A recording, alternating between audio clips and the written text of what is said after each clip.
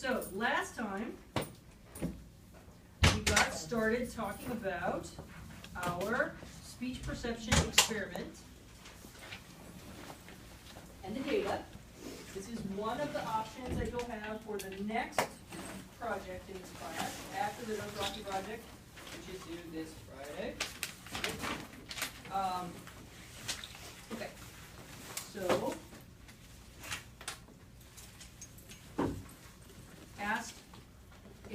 we asked folks, or I had everybody listen to a whole bunch of sentences, and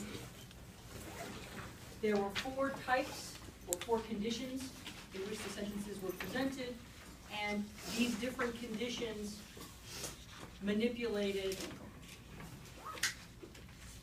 what kind of information was available to you to decide what the last word was. What I gave you in your other handout was the data, what everyone generated when they gave their answers. And I divided it up for you by the different conditions.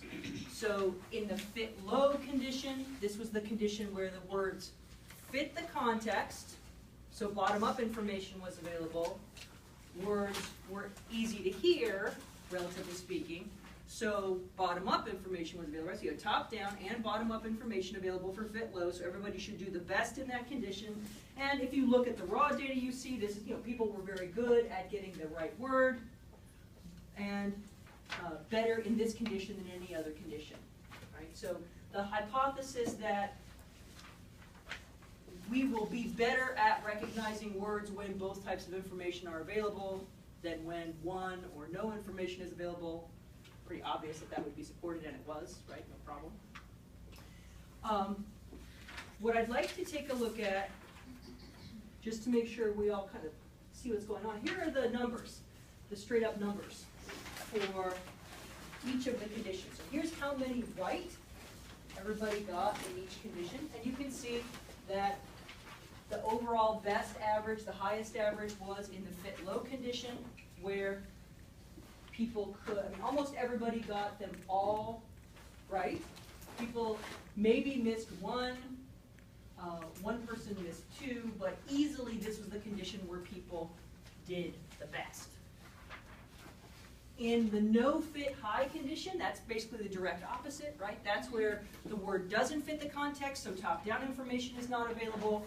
There's high noise over the word, so bottom-up information is not available. And pretty consistently, most of you really suck, except for person number 9, who actually got 5 of them right. I don't know, a person has like superhuman hearing or something, or they work in a bar or some other thing that makes it really easy for them to hear stuff in this hard situation. Or they're just really, really good at guessing. But for the most part, this is the condition where people did the worst, and that is what we would predict if we need both bottom-up and top-down information to be totally effective in recognizing words. So the next question is, what about the balance of other types? What if you just have one or the other? Well, if we look at the fit high condition, we see that on average people got about 9 words right, 9 out of 15 words. And this is the case where top-down information is available, so you can guess what the word is, but bottom-up information is not available, right? Because it's high noise over it, so you can't really hear the word. So what you're doing is guessing based on the sentence that you heard, trying to figure out what would go there. Now people still got 9, on average 9 right, and that suggests that they were sensitive to some amount of information that was coming in, so maybe they were getting things like maybe syllable information or vowel information, and were able to use that to help them decide what word would go there. Let's take a look at the fit high condition and see if that's true. Fit high was the first one.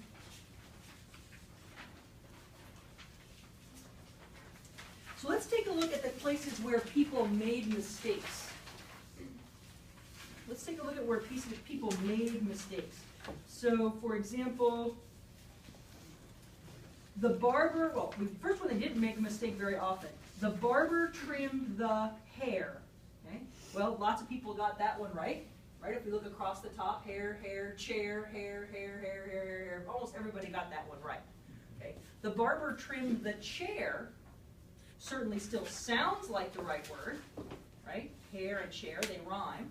So they were clearly using some bottom-up information, even though there was high amount of noise. They were able to pick something out of that.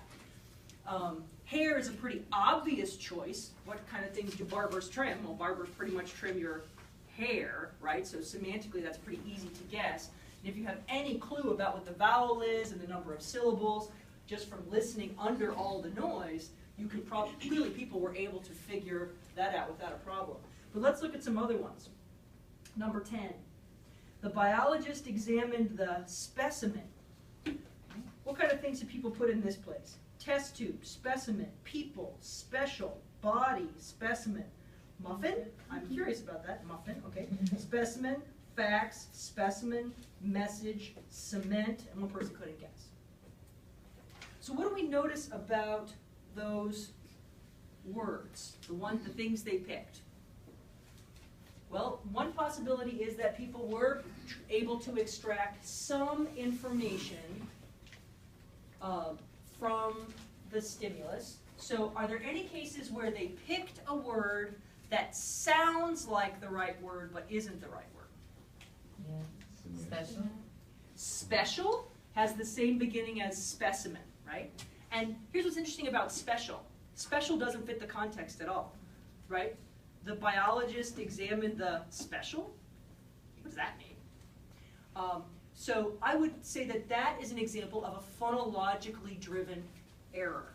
In other words, the person who chose that picked it because they thought that was the closest thing to what they were hearing, and they weren't really paying attention to the context. So they basically abandoned the usefulness of the top-down information, and they went with this fragment of bottom-up information and picked special instead of specimen. And special and specimen also have stress on the first syllable, which is what's going to make that first syllable pop out a little bit more, be a little bit more robust when you're listening. And so they clearly pulled some information out, but that's definitely a phonologically driven error.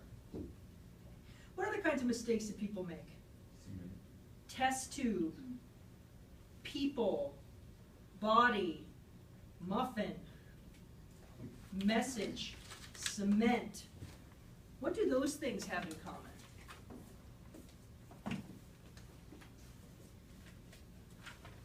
Test tube, people, body, muffin, message, cement. Everyone but cement has a particular two-syllable stress pattern. Specimen, specimen, specimen has a very soft syllable in the middle. If you can't hear it very well, you probably hear it as two syllables. The spe and the men at the end, but you don't hear the s in the middle because it's very, very soft. So specimen, specimen, specimen. So people were picking up on that syllable pattern too, that two strong syllables in the actual target word. People were choosing words that had a similar syllable pattern. Even though there's a ton of noise over it, almost everybody who made a mistake that had the right number of syllables. Now what about vowels? Specimen has I. Okay, so specimen, test tube, test is the same as specimen, right? So test tube, specimen, test tube, they both have the same stress on the first syllable, same first vowel. Okay, so that's phonologically driven. What about, so special, we already said is phonologically driven. Specimen, muffin, they both have the same last syllable. Okay, although again, why the biologist would be examining the muffin, I don't know. That sounds a little bit scary. Message, message, specimen, it actually has the same vowel in both syllables. Okay, and in the two stressed syllables. And then depending on how you say cement, cement, cement, depends on how you say it, but pretty close. maybe now, but that's a little bit more of a stretch. So these are all cases where the sound, they were trying desperately to use the sound to help them figure out what the word was. So there's still some phonologically driven information, very superficial, simple sound level information was being extracted from the signal, even though the whole word couldn't be heard clearly, and the people were clearly using it to try and figure out what the word was. Because the chance that all of these people would pick all of these two-syllable words with the right vowels is pretty low, right? That suggests that you guys are all using a common strategy, which is to try to extract what little information you can and make that signal match with some word that you know. Now, which of the words fit the context in a reasonable way, but are still wrong?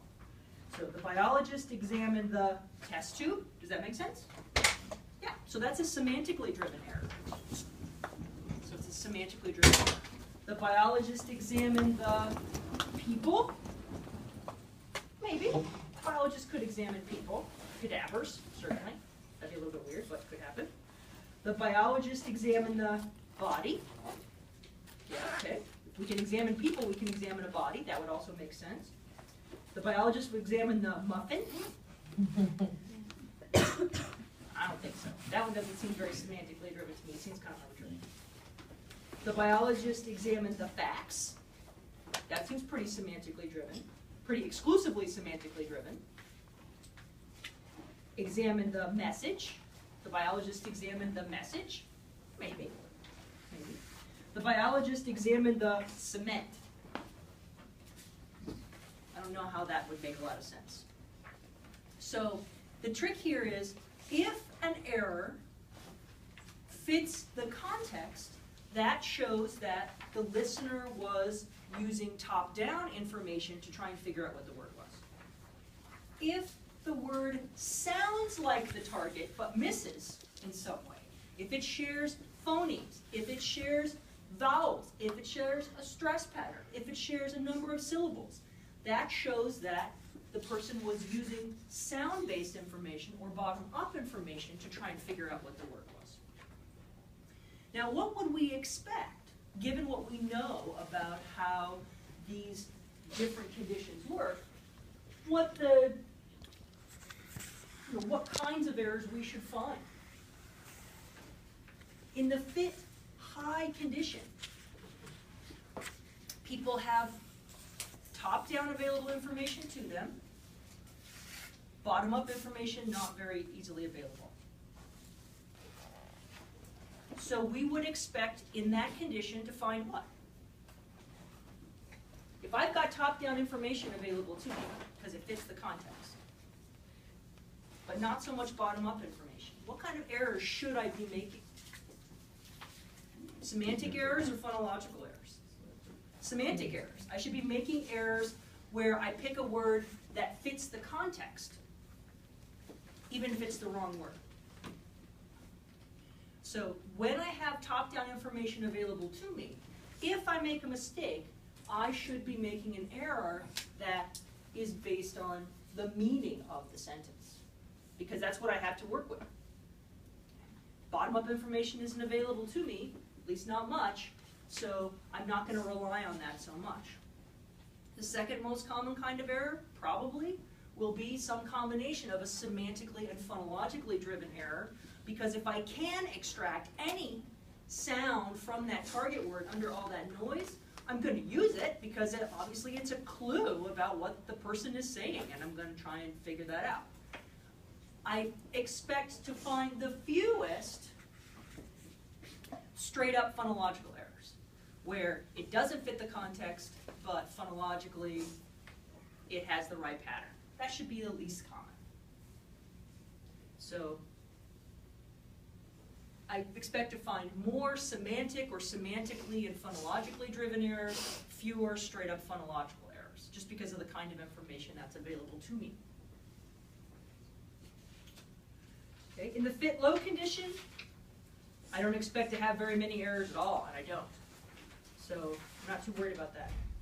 What about the last one? Let's go to no fit, low. What kind of errors should I find here? Doesn't fit. The noise is low. If the noise is low, what kind of errors should I find? If the noise is low, I should be able to hear the word, right? To some degree. So chances are I'll have more phonological, does that make sense? Bottom-up information. I should have, the error should sound more like the target. Now, I might be influenced somehow by the context, right? Because my natural inclination is to think that people are going to say a word that fits the context. But let's take a look. What kind of words do people put? So the target is people.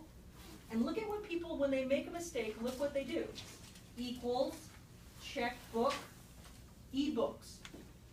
People, checkbooks, ebooks. All have the same syllable pattern. What about the vowels? E-o, ebooks, right? Equals also has the same vowels. Checkbook, not got the right vowel at the end. People, in there. They've got, and puh and buh are related, right? They're both bilabial stops. So they're picking up some co-articulation information in there. Look at puppy. Instead of puppy, people do coffee, meeting. Okay? Puppy, coffee, meeting. They all have that strong E vowel in it. 2 syllables. Okay? Very phonological. Okay? Avalanche, pretty much everybody got. Everybody did get. Okay? Feet. People heard fight, beat, meet, speech, thief, Pete. That's all over the place. But what did everybody get? 1 syllable and the right vowel. Right? 1 syllable and the right vowel. Let's see if we can find another one. Boulevard. Someone got bodyguard. That makes sense in terms of sound. Books, pretty much everybody got. Let's see. Oh, for group, people got group correctly. Groove, bridge, flight, Bruce. Boy, people were all over the map with that one. Group, lots of cruise. Okay. So here you've got, it doesn't fit the context. So we're going to see errors that, where people generate a word, if they make a mistake, the context isn't going to help them, right? But if they pick a word that fits the context, they've made a semantically driven error. But they can hear it, so we would expect more examples in this case to match the right syllable pattern, vowels, consonants, because of the kind of information that's available. So let's take a look now at the data. So from 3530, you guys should be able to read these tables. Now this is a 2x2 repeated measures factorial. There's a complete repeated measures factorial for those of you who learned about the distinction between complete and incomplete designs, because every subject saw more than one example of each condition, right? Everybody saw 15 stimuli in each condition, so this is a complete 2x2 complete repeated measures factorial design. And we see that there's a main effect of context. Okay, a main effect of context. And if we look at this, so basically if we look at the conditions that have fit in them versus the ones that have no fit in them. So if we think about the average of these two and compare it to the average of these two, which one's going to be higher? Fit or no fit? Fit, right. So there was a main effect of context such that participants were better at identifying the target word when it fit the context. That makes sense? Nothing surprising there? Okay. Look at that partial eta. You guys remember eta squared? Check that out. 0.94. You guys remember, that's super large effect, right? That's super large. Okay. So we've got a main effective context, a main effective noise, so now we're comparing these two where the sound was low to these two where the sound was high. Which one do you think people did better in?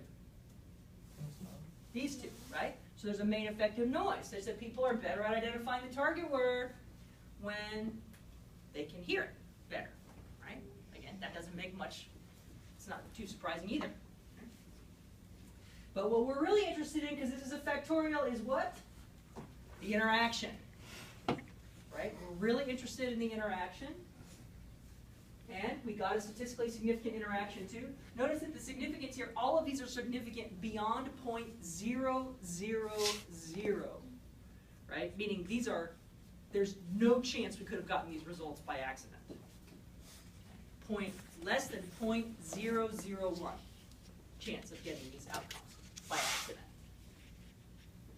So we have a main effect, or excuse me, we have an interaction of context and noise. And what is that interaction? Well, we kind of have two things that are popping out, right? This one is really extreme, right? People are the worst, absolutely the worst at recognizing target words when they don't fit the context and they can't hear them very well. Surprise, surprise. And they are the best at recognizing them when they do fit the context and they can hear them to some degree. Not surprising. But let's take a look at the post hoc tests and find out what's happening here. Okay. Again, I did these all as t-tests because you guys are all familiar with t-tests, right? From 3530. So what do we see? We compare fit high to fit low. We have a statistically significant difference. A ginormous Cohen's d, a ginormous r squared. Okay, I gave you both just in case you learned one and not the other. So fit high versus fit low. They were significantly better at, that means that fit high is significantly worse than fit low. Okay, so these are significantly different from each other. Fit low is significantly better than fit high, right? No fit high versus no fit low, so it gets these two. This one, no fit high, is significantly worse than no fit low. So there's a significant difference between those two. Fit high versus no fit high, these two. Fit high is significantly better than no fit high. And fit low versus no fit low, that one's also significantly different. So fit low is significantly better than no fit low. So if you chose to do this project for your next application project, you would be preparing a PowerPoint presentation to present this experiment and the findings and talk about it in terms of what we call signal detection theory. Signal detection theory works like this.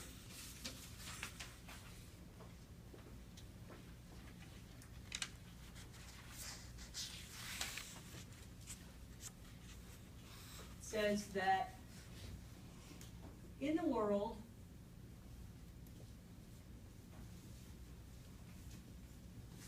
a signal can be present or not present. Either a signal's there or it's not there.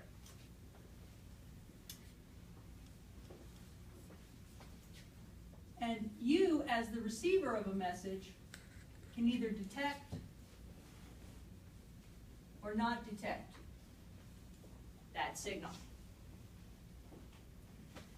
If a signal is present and you detect it, we call that a hit. So in this case, a hit would be where the subjects correctly identified the target word.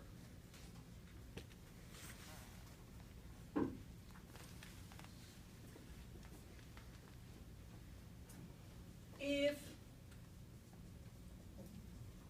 the opposite of that is where a signal is not present and you recognize correctly that it is not there. It's like if you come to an intersection and there's no stop sign, you don't stop. Right? You keep going through the intersection because there's nothing there to tell you to stop. That's considered a correct rejection. So when people don't put a word that's not there, good job. But it's not very interesting. Then there are cases where a signal is present, but you do not correctly detect it. Okay? So there is a stop sign at the intersection, but you roll on through. Okay? Oops, hope there's not a cop hiding around the corner. Right? So we call that, where it's present but you don't detect it, we call that a miss.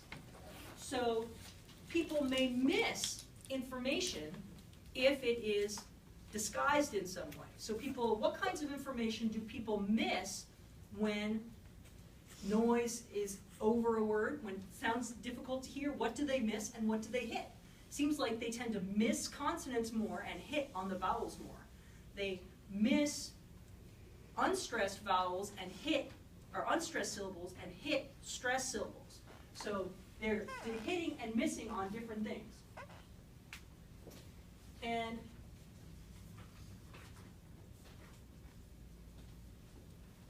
if a signal is not present, but you detect it, you think you saw something. It's like if you ever pulled to an intersection and stopped and realized that the light was green, not red, because you're looking down the street at the wrong signal or something like that. Or you're used to there being a stop sign at a similar intersection, and so you stop there even though there's no stop sign. That's a false alarm.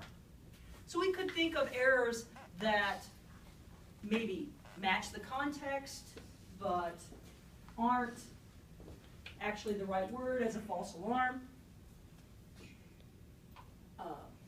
But these are just different ways that people can respond to signals in the environment. If you get it totally right, or you get part of it right, there's a hit or a partial hit. If you get it wrong, partially wrong, then it's a miss or a partial miss. If you think you hear something that's actually totally not there, that would be some kind of false alarm.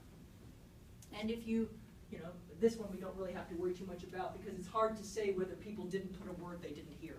Right? That doesn't make a lot of sense. But the other cases, so you can talk about these things. So this is one of the possible choices you have for the second application project. And we will work on this project on Friday in class. We're going to break up into groups. People will choose which one they want to do. And if we run out of time and don't get a chance to break up into groups on Friday, then we'll do it after. We'll do it next Wednesday because you guys have your quiz on speech perception and speech production next Monday. Okay, so we'll take time to figure it out. Right. So I want you to think about whether you could make a presentation. You could go through, analyze these data, look at the proportions of different kinds of errors. The reason that I asked you guys to go home over the weekend and try and transcribe the target words was so that you would have an idea about, or you would be thinking about, what are the vowel patterns? What are the consonants in these words? You will have something to look at when you're looking at these target words and look at the words that people actually generated and see where is there a match. How often do the words people generate have the same vowels? How often do they have the same consonants? How often do they have related consonants? So for example, the actual target had a p in it and they thought it was a b. Well, those are related sounds. So that would be a phonologically related error. So that's just one thing you can do, one place you can start. And now we're going to talk about the other thing you can do for that project. Does anybody have any questions? Yes? And you're saying that which error you make with which information that you receive, so like if you have top-down information, then you're going to make a phonological error? If you have top-down information, you should be making it, so when top-down information is available, you should be making semantically driven errors, errors that are based on meaning, because top-down information is what you already know. That's the meaning you're bringing to the situation. Okay. So then bottom-down is the phonological. Bottom up. When there's noise over the stimuli, Yeah. when there's noise over the stimuli, what you don't have available is bottom up. If you can hear the stimuli to some degree, then bottom up information is available. Okay. Thank you.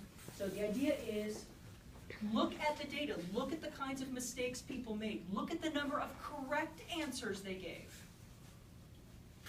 And use that information to tell me a story about how we use top-down and bottom-up information when we're listening to speech. What do we know? What is this? What did we learn from these data? I'm giving you all the stats. I'm giving you the raw data. You have the tools. You know IPA. You can think about the sounds. You can look at the sentence and make some judgment call about whether you think a word fits the context or not. And when we come in on Friday, I will show you examples of projects that got A's for both types of projects. So you can see what kind of analysis I'd like you to do. Okay? Deal? So just think about it. Okay. Next one.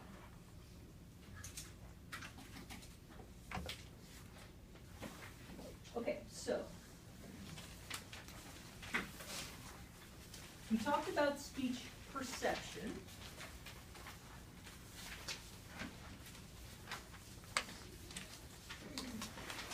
About speech perception. Were you here last time? Didn't get this, did you? No. Make sure you have those. Thank you. So now we're going to talk about speech production. This is the other part, right? We talked about where we are perceiving speech, this where we're taking acoustic information, turning into physiological information, and then translating it into language. Now we're going to talk about this process where we are producing speech. Let me give you a handout.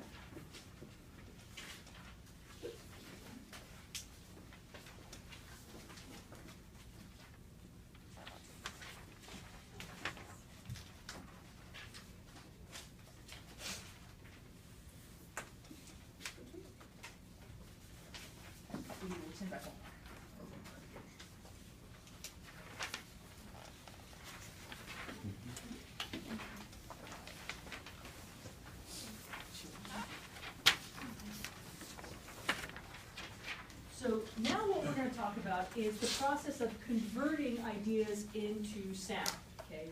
Generating the messages that will be perceived. And we typically talk about speech production in 4 stages. This is Lavelle's model.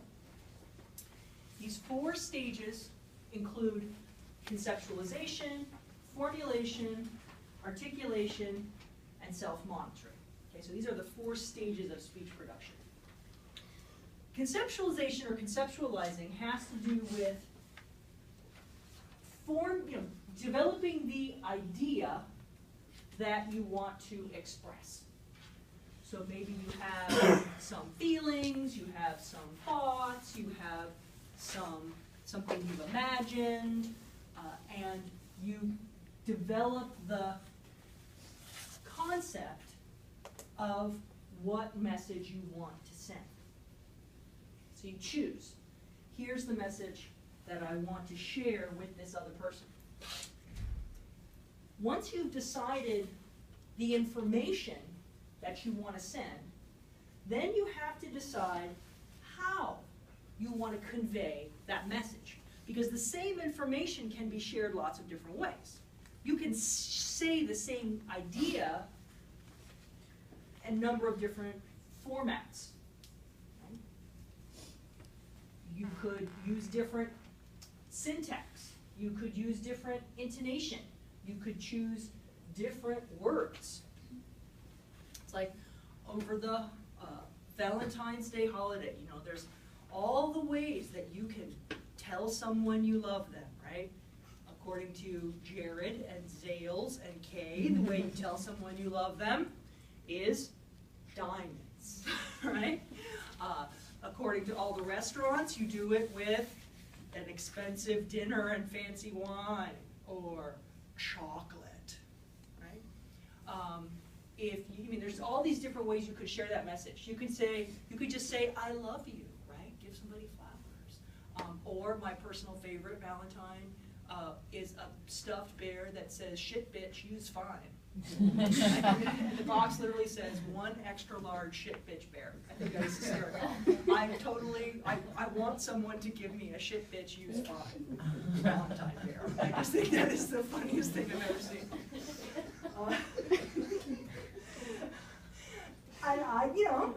I mean, seriously, look it up.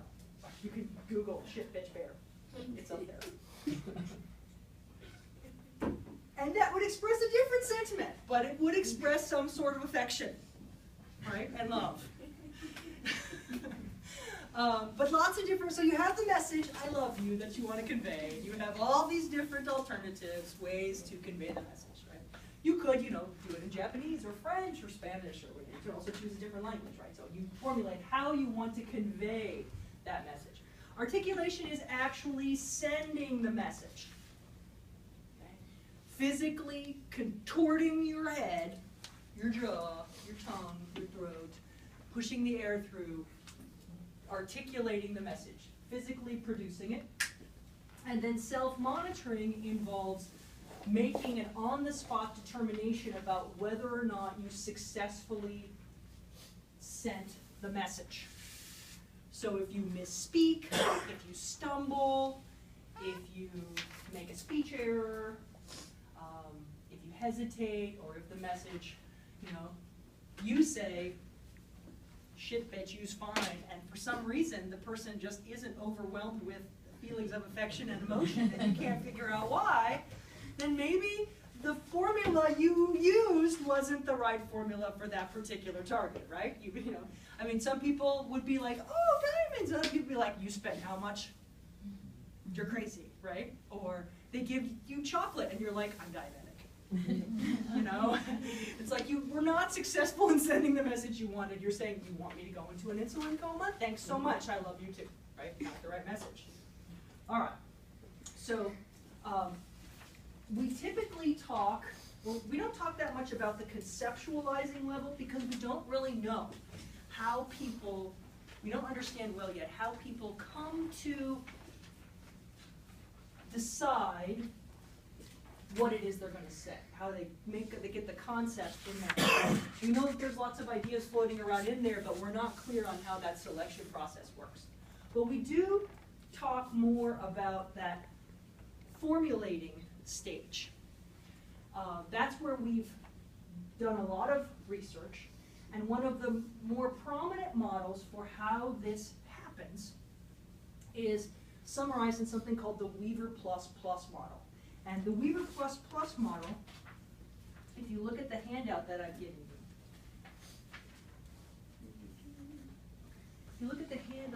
you, I'm actually going to go through and talk about these two columns here. The slides that are coming up have many of these same definitions on them, but I just want to map it onto this image that you will have seen in your book. So this model of speech production identifies 6 modules, so 6 stages, kind of sub-stages, that we go through when we are producing an utterance, when we're making up an utterance. And the reason that we know that people go through these stages is that we're able to demonstrate that people can make errors at these different levels. So they can make mistakes at each of these different stages. That's how we study them. Think of this like a machine. And it's hard to know how a machine works when everything's working right. In fact, nobody really thinks about how a machine is working when it works right. But when the machine breaks down, all of a sudden you have to go in and take a look and see how the parts fit together so that you can repair it. And this is how we've gone about trying to deconstruct the speech production system at this stage of formulation. So we start up at the top, lexical concepts. That's that conceptualization. That's the module that maps onto conceptualization. as we move through lexical selection, morphological encoding, phonological encoding, and phonetic encoding, that's all formulation.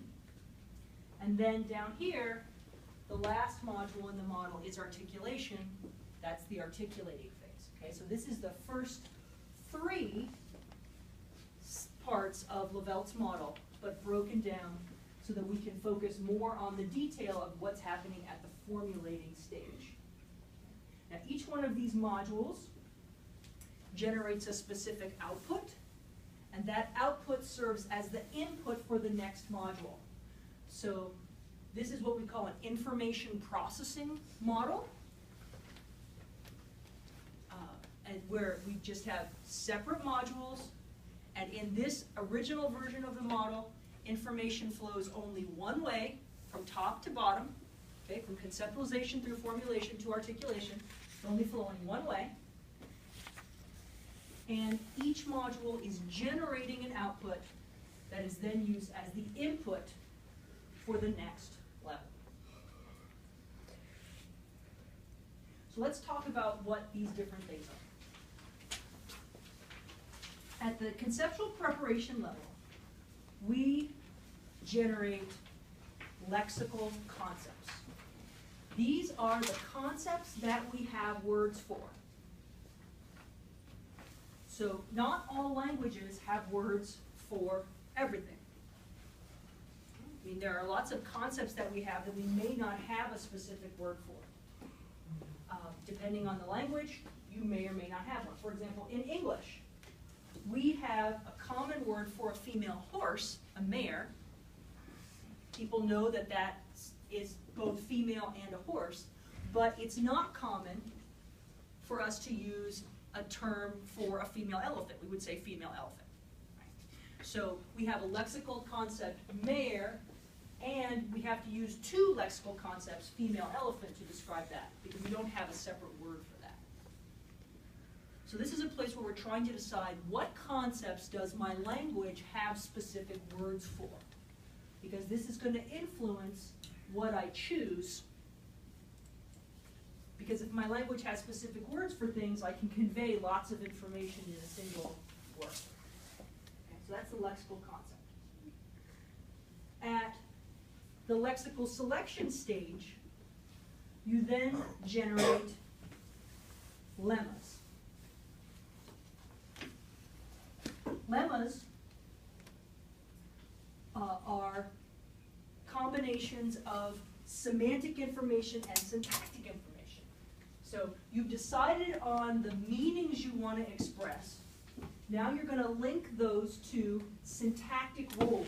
Remember that syntactic stuff has to do with how we use things in phrases and sentences.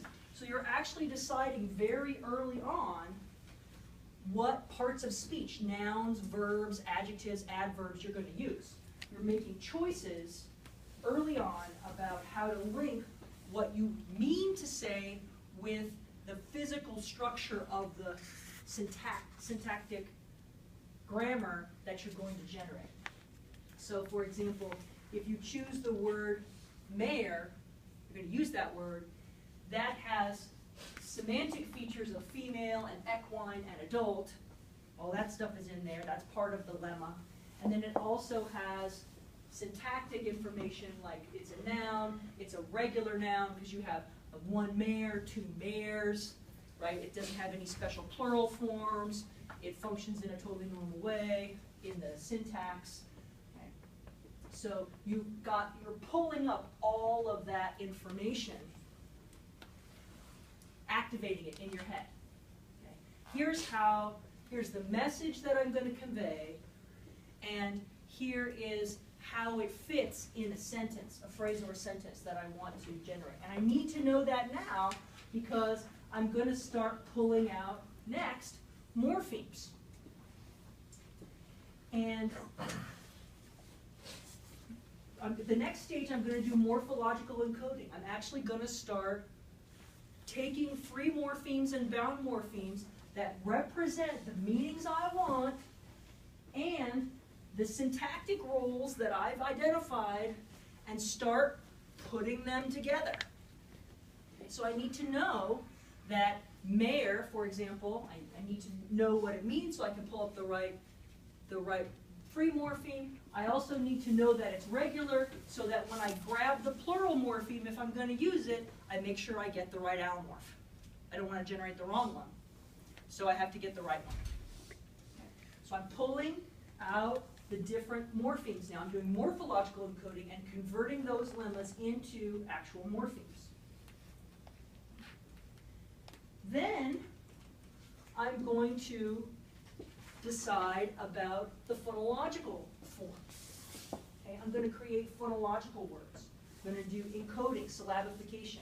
I'm going to decide how I'm going to produce these morphemes. When I make them, how am I going to make them sound?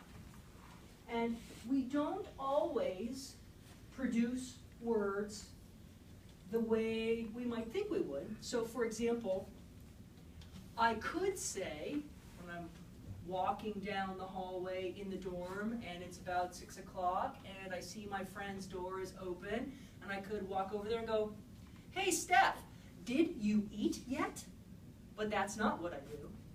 At least that's not what I ever did when I lived in the dorm.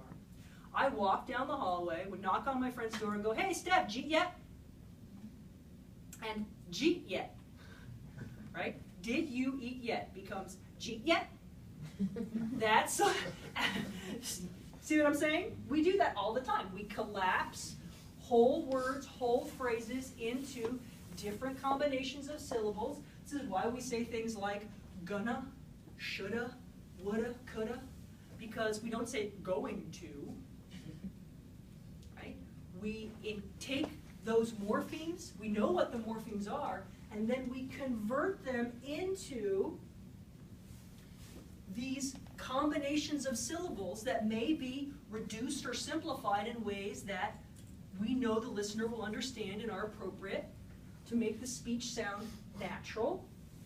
You know, if I'm talking to my boss, I might say, "Oh, you know, Dr. Henrich, have you eaten lunch yet?" Yeah, that's how I would say it if I'm talking to my boss. But if I'm talking to my, my daughter, I'll go, "Hey, did you eat dinner yet? Did you eat dinner yet?" Right? Jewy is not a word, but yeah. Jewy, did you eat dinner yet? Yeah, Mom, I ate dinner already, right? So we can change it, and this is the stage where we decide how we're going to convert those morphemes, those units of meaning, into phonological chunks. And what we're going to treat like kind of a whole unit. So jeet yet all becomes kind of one chunk, one phonological word. Or gonna, or shoulda, or I don't know. Those are all kind of one phonological word. We're treating it like it's all one thing, even though we know underneath it, it's actually lots of morphemes together. But we even show this when we write those things out by writing them all as one string of sounds, right? I don't know. All right. You know how to squish it all together. Okay. So then, once we've decided how we're going to say something, then we plan what we call the phonological gestural score. Okay? Now, musicians in the classroom might know what a score is. When you have a musical score, that tells you what notes each instrument is going to play, or what notes the singer is going to sing and how they're going to work in combination. Well, a phonological gestural score is just like that. Now that I've decided what morphemes I'm going to say, and I've decided how I'm going to say them, now I have to basically prepare the commands that I'm going to send to my motor system so that my jaw and my tongue and my lips and my hands and my lungs and everything else will all work in synchrony to produce the combination of sounds that I have decided I want to produce. So I'm going to basically write the code on the spot, write the code so that I decide, am I going to have, where's the stress pattern, where's that going to fit? So, for example, the example they give in your book, they say banana, they say, so here are these syllables where the stress in banana is on the second syllable, and the stress in Panama is on the first syllable.